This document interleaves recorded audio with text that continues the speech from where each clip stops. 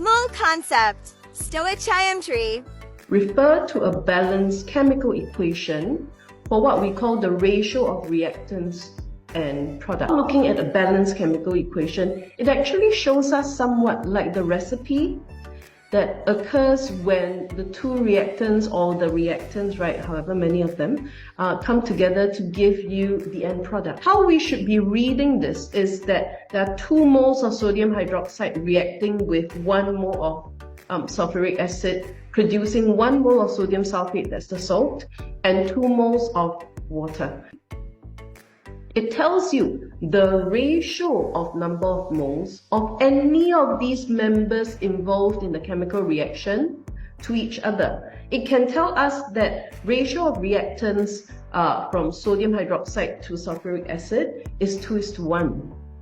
It will always be in that ratio for this reaction. Then what about the ratio of sodium hydroxide to the salt, sodium sulfate? It will always be 2:1 as well. Alright, now if you take a look at sodium hydroxide and water, right, the number of moles is 2:2, which actually in its lowest ratio will be 1:1. In other words, however many moles of sodium hydroxide you use, you will end up producing the same number of moles of water. For us to isolate the reactants and the products concerned for a particular question as it's asking us, and then to ignore the other reactants and products that are not required by the question and just focus on the things that the question is asking for. That means there will always be something that the question gave you as a reference point. They give you information about that. Then they ask you questions about something else.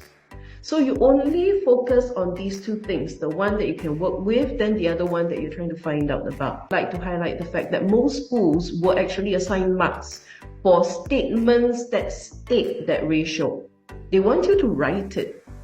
Step 3 is that you will use the relevant formula at the end of it to calculate the unknown quantity that is required by the question. So, some things that you have to take note of. If they're asking for volume of gases, then of course you could just use molar volume of 24 dm cube as a reference for 1 mole of any gas at RTP.